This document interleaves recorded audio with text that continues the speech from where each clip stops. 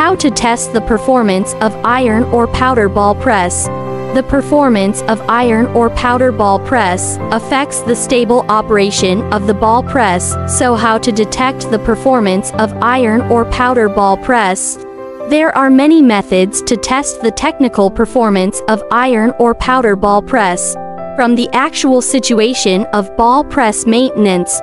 1. The method of identifying the technical status of iron or powder ball press without checking the equipment according to the inspector's intuitive feeling. This method is simple. In the maintenance of the ball press, it is easy to distinguish most of the defects of the ball press.